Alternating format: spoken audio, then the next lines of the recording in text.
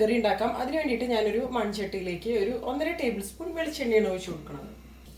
വെളിച്ചെണ്ണ നന്നായിട്ടൊന്ന് ചൂടായിട്ട് വരുമ്പോൾ ഇതിലേക്കൊരു 30 ചെറിയുള്ളി മുറിച്ചതാണ് ഇട്ട് കൊടുക്കുന്നത്. 3 തണ്ട് കറിവേപ്പില ഇട്ട് കൊടുക്കുന്നുണ്ട്. 2 പച്ചമുളക് എല്ലാം കൂടെ ഒന്ന് ഇളക്കി കൊടുക്കുക. ഈ ഒരു ചെറിയുള്ളി ഉണ്ടല്ലോ, ഇതൊന്ന് വഴന്നായിട്ട്. ഉള്ളിപ്പ് കണ്ടോ, ഇതുപോലെ ഒന്ന് സോഫ്റ്റ് ആയിട്ട് വന്നിട്ടുണ്ട്. ഈ ഒരു സ്റ്റേജിൽ ഇതിലേക്ക് 1 ടേബിൾ സ്പൂൺ അളവിൽ ഇഞ്ചി വെളുത്തുള്ളി പേസ്റ്റാണ് ചേർക്കുന്നത്. എല്ലാം കൂടി ഒന്ന് ഇളക്കി കൊടുക്കുക. ഇഞ്ചിയുടെ വെളുത്തുള്ളിയുടെ ആ ഒരു പച്ചമണം മാറി ഉള്ളിയൊക്കെ ഒന്ന് നല്ലപോലെ ഒന്ന് വഴന്ന് വരണുണ്ടാവും. ഉള്ളി ഇതുപോലെ ഒന്ന് വഴന്ന് വരുന്ന സമയത്ത് നമുക്ക് തീ കുറച്ച് വെച്ചിട്ട് ഇതിലേക്ക് പൊടികൾ ചേർക്കാം. 1/2 ടീസ്പൂൺ മഞ്ഞൾപ്പൊടി, മല്ലിപ്പൊടി 2 ടീസ്പൂൺ അളവിൽ മുളക് പൊടി 5 ടീസ്പൂൺ അളവിൽ. മുളക് പൊടിയൊക്കെ നമ്മുടെ എരിവിനനുസരിച്ച് തന്നെ ചേർക്കാവുന്നതുള്ളൂ. കൂടുതൽ സ്പൈസി ആണെങ്കിൽ മുളക് പൊടിയുടെയും അതുപോലെ പച്ചമുളകിൻ്റെയും അളവ് നമുക്ക് കൂടുതൽ തന്നെ ചേർക്കാം. എന്നിട്ട് എല്ലാം കൂടെ ഒന്ന് മിക്സ് ചെയ്ത് കൊടുക്കുക. ഈ ഒരു പൊടികളുടെ പച്ചമുളക് നന്നായിട്ടൊന്ന് മാറി വരട്ടെ. പൊടികളൊക്കെ ഈ ഒരു എണ്ണയിൽ കിടന്ന് നന്നായിട്ടൊന്ന് മൊരിഞ്ഞ് വരണം. ഇപ്പോൾ കണ്ടോ, എല്ലാം കൂടെ ഇതുപോലെ ഒന്ന് മൂത്ത് വന്നിട്ടുണ്ട്. ഈ ഒരു സമയത്ത് ഇതിലേക്ക് നമുക്ക് നാളികേരപ്പാൽ ചേർത്ത് കൊടുക്കാം കേട്ടോ. ഇതിപ്പോൾ ഒരു 2.5 കപ്പ് അളവിൽ നാളികേരപ്പാലാണ് ഞാൻ ചേർക്കുന്നത്. ഇത് 2ാം പാലാണ് കേട്ടോ.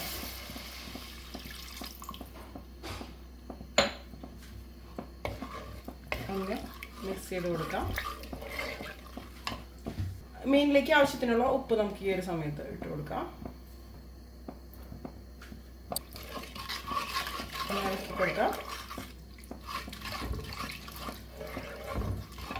ഇനി നമുക്കിതിലേക്ക് മീൻ കഷ്ണങ്ങൾ ചേർത്ത് കൊടുക്കാം. തിളയ്ക്കാൻ വേണ്ടിയിട്ട് നിൽക്കേണ്ട ആവശ്യമൊന്നുമില്ല. മീൻ കഷ്ണങ്ങൾ ചേർത്ത് കൊടുക്കാം കേട്ടോ. ഞാനിപ്പോൾ ഇവിടെ എടുത്തിരിക്കുന്നത് ഇതൊരു ഓഹുമാണ്, 1 കിലോ അളവിൽ. അപ്പോൾ ഇതിൽ തലയും എല്ലാം ഉണ്ട് കേട്ടോ.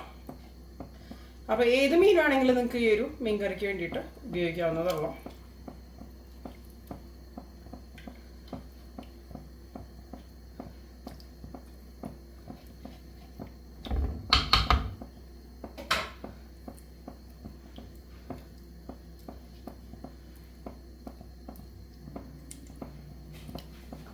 ഇനി നമുക്കിതൊന്ന് ചുറ്റിച്ചു കൊടുക്കാം.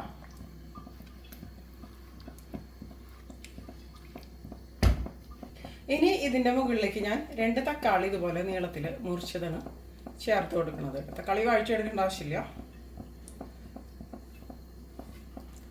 ഇനി നമുക്കിതൊന്ന് അടച്ചു വെച്ച് കുക്ക് ചെയ്യാട്ടോ. അപ്പോൾ ഇപ്പോൾ ഹൈ ഫ്ലെയിമിൽ വയ്ക്കുക. ഒന്ന് തിളച്ചതിന് ശേഷം തീ കുറച്ച് വെച്ചിട്ട് കുക്ക് ചെയ്തെടുക്കാം.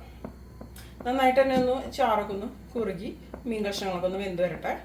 ഇനി നമുക്കിതൊന്ന് തുറന്ന് നോക്കാം. ഞാനിതിലേക്ക് കുടംപുളി ചേർത്തിട്ടുണ്ടായിരുന്നില്ല കേട്ടോ. ഞാനിത് വിട്ടുപോയതിന് നിങ്ങൾക്ക് നേരത്തെ തന്നെ ചേർക്കാവുന്നതുള്ളൂ. ഒരു 3 കഷ്ണം കുടംപുളി ഒന്ന് കഴുകിയതിന് ശേഷം ഇതിലേക്ക് ഇട്ട് കൊടുക്കാം കേട്ടോ. അപ്പോൾ തക്കാളിയുടെ പുളി മാത്രമാണെന്നുണ്ടെങ്കിലും അത്രയ്ക്ക് നന്നായിട്ട് വരില്ല. അതിന് ശേഷം നന്നായിട്ടൊന്ന് ഇതുപോലെ ഒന്ന് ചുറ്റിച്ചു കൊടുക്കാം. വീണ്ടും അടച്ചു വെച്ച് നമുക്ക് കുക്ക് ചെയ്യാം കേട്ടോ. ഇനി നമുക്കിതൊന്ന് തുറന്ന് നോക്കാം. ഇതിപ്പോൾ കണ്ടോ, നന്നായിട്ട് കുക്കായിട്ട് എണ്ണയൊക്കെ ഒന്ന് തെളിഞ്ഞ് ഒന്ന് വറ്റിയൊക്കെ വന്നിട്ടുണ്ട് കേട്ടോ ഗ്രേവി. നമുക്കിതൊന്ന് ചുറ്റിച്ച് കൊടുക്കാം. ഇനി ഇതിലേക്ക് നമുക്ക് 1ാം പാൽ, അതായത് നല്ല കട്ടിയുള്ള നാളികേരപ്പാൽ ഒഴിച്ചു കൊടുക്കുക. ഇതൊരു 3/4 കപ്പ് അളവിലാണ് ഞാനിതിന് വേണ്ടിയിട്ട് എടുത്തിരിക്കുന്നത് കേട്ടോ. ഇതൊന്ന് ചൂടായിട്ട് വന്നാൽ മതിയേ, തിളച്ച് വരേണ്ട ആവശ്യമില്ല. ഒന്ന് ചുറ്റിച്ച് കൊടുക്കാം. അതിനുശേഷം ഒന്ന് തിളച്ച് തുടങ്ങിയിട്ടുണ്ട്. ഈ ഒരു സ്റ്റേജിൽ നമുക്ക് ഫ്ലെയിം ഓഫ് ചെയ്ത് കൊടുക്കാം. ഇത്രയും മതി. ഇനി അവസാനം ഇതിലേക്ക് കുറച്ച് പച്ച വെളിച്ചെണ്ണയാണ് ഞാൻ ഒഴിച്ചു കൊടുക്കുന്നത് കേട്ടോ. അതുപോലെ 1 തണ്ട് കറിവേപ്പിലയും കൂടെ ഇട്ട് കൊടുക്കുന്നുണ്ട്. അപ്പോൾ നമ്മുടെ ഫിഷ് കറി നല്ല അടിപൊളിയായിട്ട് റെഡി ആയിട്ടുണ്ട്. അപ്പോൾ എല്ലാവരും തയ്യാറാക്കി നോക്കുക. അതിനുശേഷം അഭിപ്രായങ്ങളൊക്കെ പറയാം.